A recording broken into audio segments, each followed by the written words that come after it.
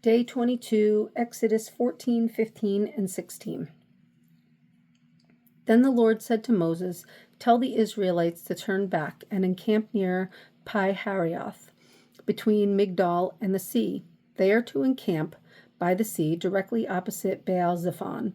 Pharaoh will think the Israelites are wandering around the land in confusion, hemmed in by the desert, and I will harden Pharaoh's heart, and he will pursue them. But I will gain glory for myself through Pharaoh and all his army, and the Egyptians will know that I am the Lord." So the Israelites did this. When the king of Egypt was told that the people had fled, Pharaoh and his officials changed their minds about them and said, "What have we done? We have let the Israelites go and have lost their services." So he had his chariot made ready and took his army with him. He took 600 of the best chariots, along with all the other chariots of Egypt, with officers over all of them. The Lord hardened the heart of Pharaoh, king of Egypt, so that he pursued the Israelites, who were marching out boldly. The Egyptians, all Pharaoh's horses and chariots, horsemen and troops, pursued the Israelites and overtook them as they camped by the sea near Pi-hahiroth, opposite Baal-zephon. As Pharaoh approached, the Israelites looked up, and there were the Egyptians marching after them. They were terrified and cried out to the Lord. They said to Moses, "Was it because there were no graves in Egypt that you brought us to the desert to die? What have you done to us by bringing us up out of Egypt? Didn't we say to you in Egypt, 'Leave us alone, let us serve the Egyptians'? It would have been better for us to serve the Egyptians than to die in the desert." Moses answered the people, "Do not be afraid. Stand firm, and you will see the deliverance the Lord will bring you today. The Egyptians you see today, you will never see again. The Lord will fight for you. You need only to be still." Then the Lord said to Moses, "Why are you crying out to me? Tell the Israelites to move on. Raise your staff and stretch out your hand over the sea to divide the water, so that the Israelites can go through the sea on dry ground. I will harden the hearts of the Egyptians so that they will go in after them, and I will gain glory through Pharaoh and all his army, through his chariots and his horsemen. The Egyptians will know that I am the Lord when I gain glory through Pharaoh, his chariots, and his horsemen." Then the angel of God, who had been traveling in front of Israel's army, withdrew and went behind them. The pillar of cloud also moved from in front and stood behind them, coming between the armies of Egypt and Israel. Throughout the night the cloud brought darkness to one side and light to the other side, so that neither went near the other all night long.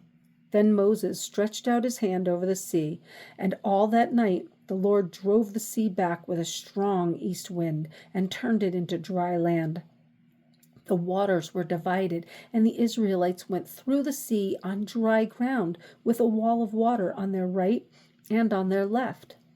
The Egyptians pursued them, and all Pharaoh's horses and chariots and horsemen followed them into the sea. During the last watch of the night, the Lord looked down from the pillar of fire and cloud at the Egyptian army and threw it into confusion.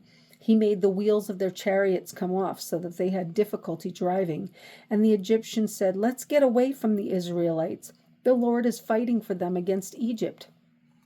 Then the Lord said to Moses, "Stretch out your hand over the sea so that the waters may flow back over the Egyptians and their chariots and horsemen." Moses stretched out his hand over the sea, and at daybreak the sea went back to its place. The Egyptians were fleeing toward it, and the Lord swept them into the sea.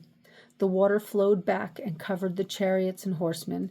The entire army of Pharaoh that had followed the Israelites into the sea, not one of them survived.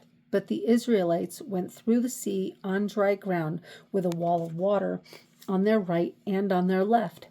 That day the Lord saved Israel from the hands of the Egyptians, and Israel saw the Egyptians lying dead on the shore. And when the Israelites saw the great power the Lord displayed against the Egyptians, the people feared the Lord and put their trust in him and in Moses his servant. Exodus 15. Then Moses and the Israelites sang this song to the Lord. "I will sing to the Lord, for he is highly exalted. The horse and its rider he has hurled into the sea. The Lord is my strength and my song. He has become my salvation. He is my God, and I will praise him, my father's God, and I will exalt him. The Lord is a warrior. The Lord is his name.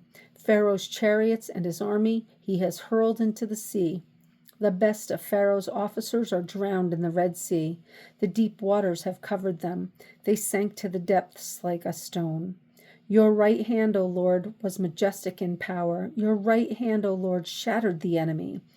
In the greatness of your majesty, you threw down those who opposed you. You unleashed your burning anger. It consumed them like stubble. By the blast of your nostrils, the waters piled up.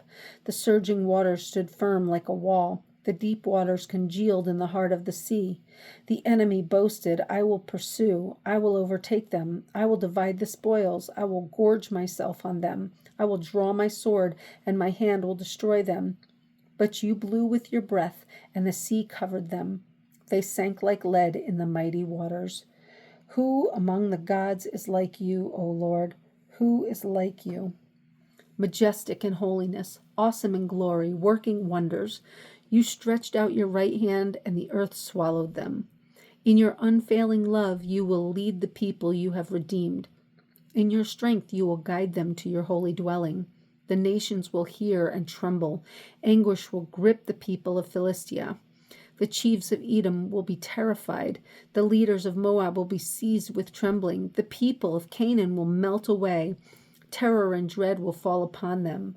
By the power of your arm, they will be as still as a stone until your people pass by, O Lord, until the people you bought pass by. You will bring them in and plant them on the mountain of your inheritance, the place, O Lord, you made for your dwelling, the sanctuary, O Lord, your hands established. The Lord will reign forever and ever. When Pharaoh's horses, chariots, and horsemen went into the sea, the Lord brought the waters of the sea back over them. But the Israelites walked through the sea on dry ground. Then Miriam, the prophetess, Aaron's sister, took a tambourine in her hand, and all the women followed her with tambourines and dancing. Miriam sang to them, Sing to the Lord, for he is highly exalted. The horse and its rider he has hurled into the sea. Then Moses led Israel from the Red Sea, and they went into the desert of Shur. For 3 days they traveled in the desert without finding water. When they came to Marah, they could not drink its water because it was bitter. That is why the place is called Marah. So the people grumbled against Moses, saying, What are we to drink? Then Moses cried out to the Lord, and the Lord showed him a piece of wood. He threw it into the water, and the water became sweet. Then the Lord made a decree and a law for them, and there he tested them. He said, If you listen carefully to the voice of the Lord your God and do what is right in his eyes, if you pay attention to his commands and keep all his decrees, I will not bring on you any of the diseases I brought on the Egyptians, for I am the Lord who heals you. Then they came to Elim, where there were 12 springs and 70 palm trees, and they camped there near the water. Exodus 16. The whole Israelite community set out from Elim and came to the desert of Sin, which is between Elim and Sinai. On the 15th day of the 2nd month after they had come out of Egypt, in the desert, the whole community grumbled against Moses and Aaron. The Israelites said to them, If only we had died by the Lord's hand in Egypt. There we sat around pots of meat and ate all the food we wanted, but you have brought us out into this desert to starve this entire assembly to death. Then the Lord said to Moses, I will rain down bread from heaven for you. The people are to go out each day and gather enough for that day. In this way, I will test them and see whether they will follow my instructions. On the 6th day, they are to prepare what they bring in, and that is to be twice as much as they gather on the other days. So Moses and Aaron said to all the Israelites, In the evening you will know that it was the Lord who brought you out of Egypt, and in the morning you will see the glory of the Lord, because he has heard your grumbling against him. Who are we that you should grumble against us? Moses also said, "You will know that it was the Lord when he gives you meat to eat in the evening and all the bread you want in the morning, because he has heard your grumbling against him. Who are we? You are not grumbling against us, but against the Lord." Then Moses told Aaron, "Say to the entire Israelite community, 'Come before the Lord, for he has heard your grumbling.'" While Aaron was speaking to the whole Israelite community, they looked toward the desert, and there was the glory of the Lord appearing in the cloud. The Lord said to Moses, "I have heard the grumbling of the Israelites. Tell them, 'At twilight you will eat meat, and in the morning you will be filled with bread. Then you will know that I am the Lord your God.'" The evening quail came and covered the camp, and in the morning there was a layer of dew around the camp. When the dew was gone, thin flakes like frost on the ground appeared on the desert floor. When the Israelites saw it, they said to each other, "What is it?" For they did not know what it was. Moses said to them, "It is the bread the Lord has given you to eat. This is what the Lord has commanded. Each one is to gather as much as he needs. Take an omer for each person you have in your tent." The Israelites did as they were told. Some gathered much, some little.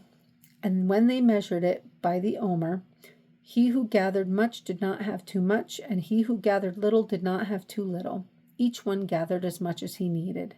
Then Moses said to them, "No one is to keep any of it until morning." However, some of them paid no attention to Moses. They kept part of it until morning, but it was full of maggots and began to smell. So Moses was angry with them. Each morning everyone gathered as much as he needed, and when the sun grew hot, it melted away. On the 6th day, they gathered twice as much, 2 omers for each person, and the leaders of the community came and reported this to Moses. He said to them, "This is what the Lord commanded. Tomorrow is to be a day of rest, a holy Sabbath to the Lord. So bake what you want to bake and boil what you want to boil. Save whatever is left and keep it until morning." So they saved it until morning, as Moses commanded, and it did not stink or get maggots in it. "Eat it today," Moses said, "because today is a Sabbath to the Lord. You will not find any of it on the ground today. 6 days you are to gather it, but on the 7th day, the Sabbath, there will not be any." Nevertheless, some of the people went out on the 7th day to gather it, but they found none. Then the Lord said to Moses, "How long will you refuse to keep my commands and my instructions?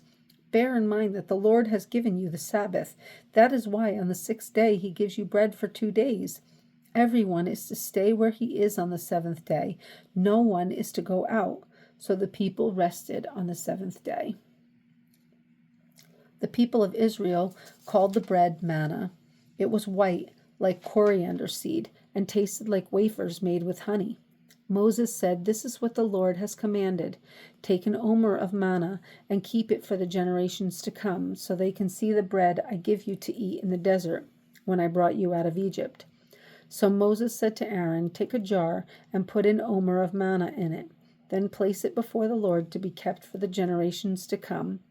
As the Lord commanded Moses, Aaron put the manna in front of the testimony, that it might be kept. The Israelites ate manna for 40 years until they came to a land that was settled. They ate manna until they reached the border of Canaan.